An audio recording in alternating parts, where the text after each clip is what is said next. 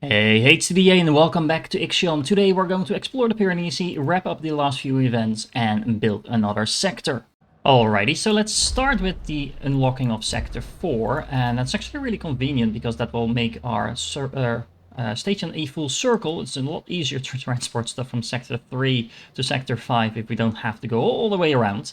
And speaking of transportation, I actually want to build another drone bay as well. I think it could fit quite nicely over here in that corner. I do have to add a little bit of road to that in order to connect that.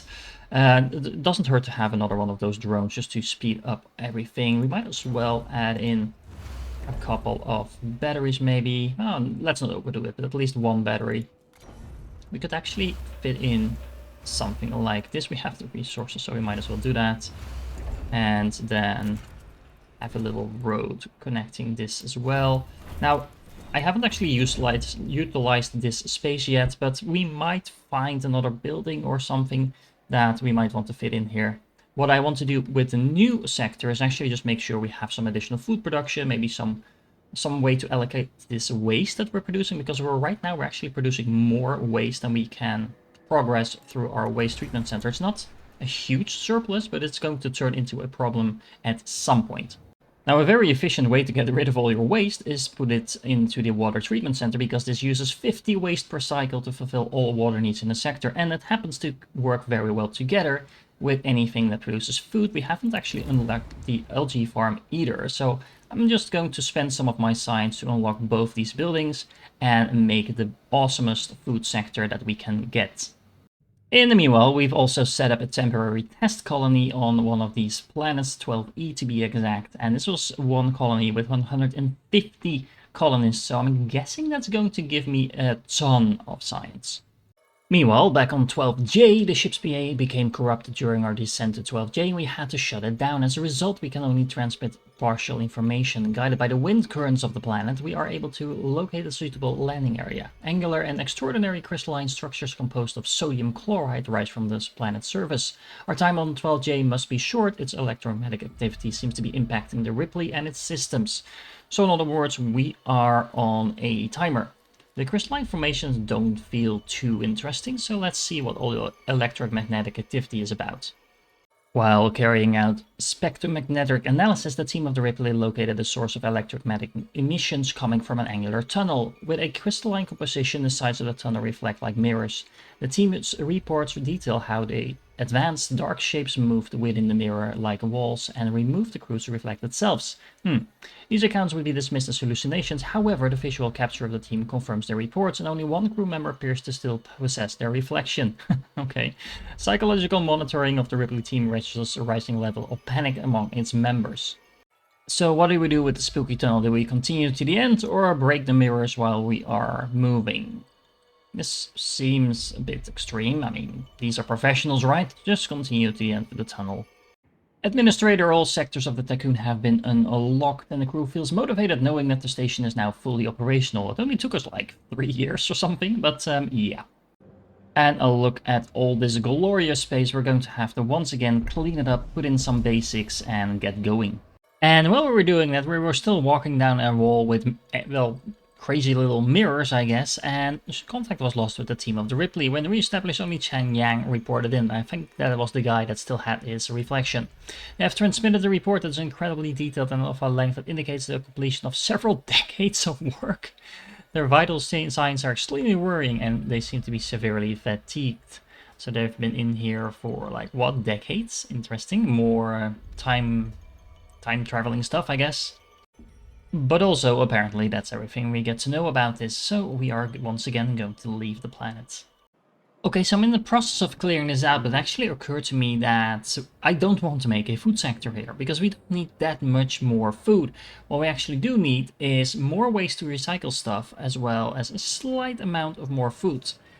That combined kind of tells me like we should make one sector dedicated to all waste recycling, and put a couple of good old mushroom farms in there as well, because that's exactly what they do. They produce a decent amount of food, and at the same time we can put that waste to good use. So that means I'm gonna turn this into a recycling center. Okay, so let's start with some basics. I am going to need quite a few stockpiles over here because we need to, well, have something for all our recycled stuff to go. We also need to make sure we have enough waste storage in order to actually get it to all of these waste treatment centers. We're going to need an infirmary, we need all the other basics, and if we're building these over here, what we can also do is remove the waste treatment centers I have elsewhere, just to make sure we're not wasting power. Actually, this might be a good time to use these larger stockpiles that I haven't actually used at all. I did unlock them recently in the research spree I've been on, so let's see if they're actually useful.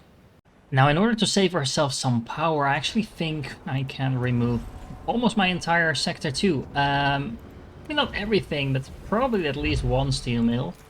And definitely the electronics factory, because honestly my waste production is doing a better job at it. And, well, I'm not entirely sure what I'm still going to use polymers for, so I think I might as well also remove this factory. Although it's only 5 power, so maybe we'll leave this for the moment. But yeah, this is going to save me quite a bit of power. Ouch! The sticking around for too long debuff is ramping up in this chapter, apparently. It's already -2. This is the first time we got it, and, well, apparently they don't want us to stay here. Basically, we are once again on a clock. But I'm not quite done yet, so I'm not leaving until I really have to. And while I'm relocating all my waste recycling buildings, I'm kind of wondering what to do with these gaps now. So in Sector 1, maybe we can build like another colonization center? I don't even remember where that is. Where is that? Where is it? Colonization. Here it is.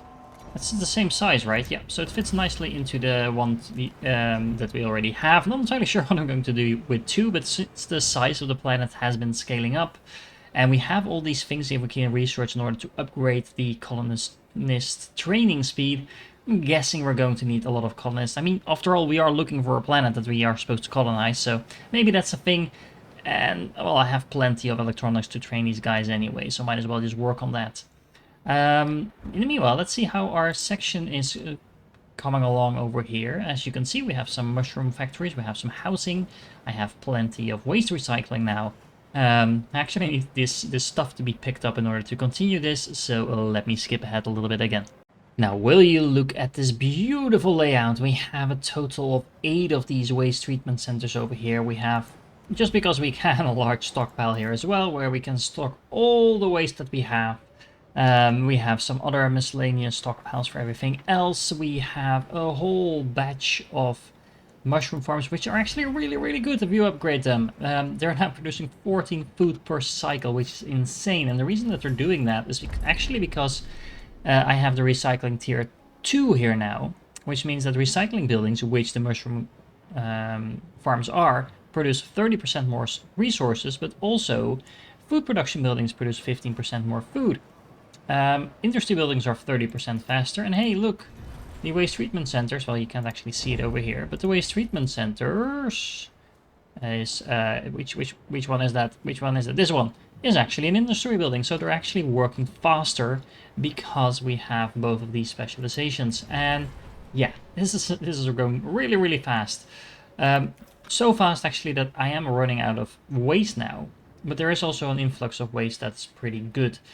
Because I'm producing so much stuff now, I actually decided in Sector 2 to remove my electronics factory. I did leave on the iron factories, mainly because I'm just too afraid to run out of alloy, although as you can see, I probably shouldn't. But if for whatever reason my waste cycle is interrupted or is not producing enough alloy, and I do want to have these as a backup, but honestly I think you can probably turn these 2 off as well and save me another 22 power. As you can see, I've been tearing down a lot of buildings because honestly we didn't need that much storage anymore. Honestly, we might actually be able to remove some of these docking bays as well, because honestly we only need to bring in water at this point, maybe some iron, but we don't need polymers to come in anymore, or carbon I should say. We don't need silicon to come in anymore either. So, I'm not entirely sure what my cargo ships are supposed to be doing. Okay, I can hear you typing in the comments. Maybe we should build a power plant just because we can, and that will actually give us the power that we need to expand in all those empty spaces we now have in our station. And where better to do that than in our good old industrial sector, where we've been actually storing the hydrogen for, I don't know, like 10 episodes now, and we haven't actually used any of it just yet, so might as well get to that. I'm actually removing some of these storage units as well in order to replace them with one larger one, so I can make sure I have a decent stockpile of hydrogen waiting for me, so I should never run out. At least that's the plan. There we go, we have our nuclear power plant up and running, and as you can see, it's only working at 38% capacity at the moment, but that's already giving us 75 power. And as you can see, I've everything turned back on. I actually even built my electronics factory again, because I have all this silicon in my base that I can't actually throw away. At least I haven't discovered any way to throw something completely out of the airlock. So I figured, well, why not just build it temporarily back up again, so we have somewhere to dump all that silicon. Now, I'm actually not currently importing any silicon or polymers at the moment, because, well, I don't need them. I mean, I have all the polymers, so I don't need the carbon. I can produce pretty much all the electronics I need just from waste. I have plenty, way more than I need actually in terms of food production, so it feels we kind of broke the game at this point. Alright, and you might be wondering what's going on down here in the corner. I figured, well, if we're going to rely on this power a lot, we better make sure we store up enough power just in case this breaks down or something happens to it. I don't know. But that's where the tier 3 batteries come in. This should make sure that whatever happens to this zone, we have plenty of power to fall back on. Okay, I might have been a little bit overprudent by not wanting to build a nuclear power plant. We have 480 in storage, and that's not even counting the stuff that's stuck in our docking stations. And we're using 4 per cycle, so this is effectively 100 cycles plus that we have just waiting for us already. And considering the entire game so far has been 1000 cycles, and that's just with me stretching everything out by a long shot at the end of every chapter, I don't think we're going to run out of hydrogen anytime soon. So if you're watching this and you intend to play the game, you should probably build yourself a power plant earlier. Okay, so let's recap. We have this awesome waste recycling setup over here, which is honestly probably producing, well, maybe not most of our food, but a huge portion of our food. Assuming, of course, we have the waste to actually go in here. But as you can see, 14 per cycle is a lot. Then we have this nice space sector over here, which is conveniently close to where we are producing our alloy. And that is making sure our space station doesn't fall apart. And this is also where all our stuff is coming in. Then we have sector 2, which is our new and improved industrial sector with just some iron production, but mostly our nuclear production. A little bit of backup. Yes, accident, sorry. A little bit of backup electronics production, and as well as polymer production, and a huge stack of energy just in case we need it. I actually also managed now to fit in some more of these demonic quarters, and I removed one of the cell housing, so we actually get the bonus from happiness from people mostly living in the nice deep apartments. Then we have sector 1, which is our basically our population center. There's so many people living here. We could actually finish these last few cell housing as well. Might as well. I mean, why not? We have the resource and it looks better. Yeah, we have some colonization trainings. I was training so many colonists now. I think almost anyone who's not a worker right now is actually trained almost into a colonist. Not that we need that many colonists, but like I said before, who knows, maybe in the next chapter. Then we have this food quarter over here, which honestly is... yeah, it is actually really efficient because it's running on water rather than on waste. So this is just making sure we don't die suddenly. As you can see, we have plenty of food, so there's not going to be a problem. And then finally we have sector 5, which is kind of the leftover sector. Not quite unimportant though, because our exo fighting dome is in here and it's giving +4 happiness to everyone, which is the main reason that we're so high on happiness everywhere. We have train stations everywhere, we have fire stations everywhere, so things don't implode on themselves, and we actually have 2 drone bays across our station now, which is really helps in making sure everything gets where it needs to go. So I think we're ready for the next chapter. However, there's one thing I kind of forgot, and that is that I didn't actually do the whole thing with the Pyreneesi yet, so we need to do that before we can continue. Alright scientists, let's proceed to the coordinates room now. The interior of the Pyreneesi has been severely damaged. Blue fire still flickers in corners of the ship. Whole areas have collapsed in on themselves. Some of the debris looks almost organic.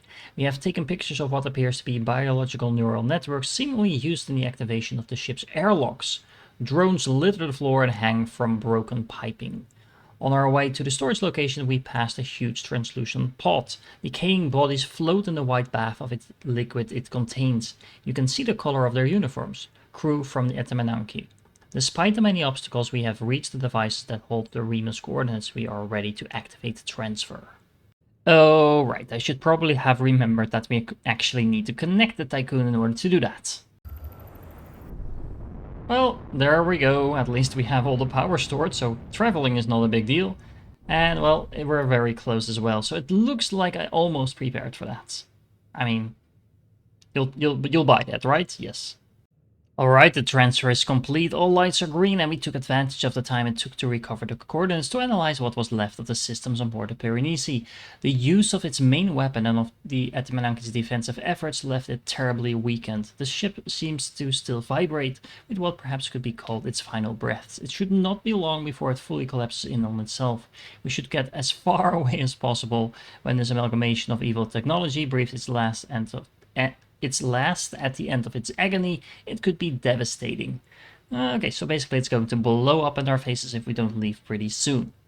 And well, I think we're pretty much ready to go anyway. We have boatloads of resources at this point and pretty much a completely developed base. There's still some things we can research.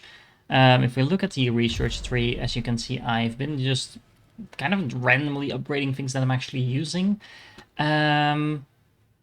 Honestly, the main thing I should probably be researching at this point is making sure we get some better drones, because they are doing the heavy lifting across our factory. But other than that, I have no idea what I'm supposed to do with a hull temple to provide more stability, because the exodome is doing pretty much all the work for that. Same thing for the observatory, more stability, but I don't know, it reduces the max hull integrity, so I don't see why you would want that. The algae farm is apparently, from what I've been reading, really strong, but honestly I don't need the food, so no reason to research this as well. Same kind of goes for the Legislative Strengthening Center. It provides a stability bonus and it goes below 0, but you don't want it to go below 0, so again, don't really see the point. What else did I do? Well, I actually stopped researching the water treatment center because, well, we have plenty of water. And everything else we are actually using, and we've been upgrading that, and I think we pretty much got everything we need. So, interesting. Not sure how much science we're going to get in the next chapter, but we might actually be able to complete the entire tree at this rate. So that means we will be leaving the Pyreneesi behind and jump to the next chapter, but I also think it makes sense to do that at the start of the next episode. So if you're still here, make sure you like and subscribe if you haven't done so already, and I hope to catch you in the next one.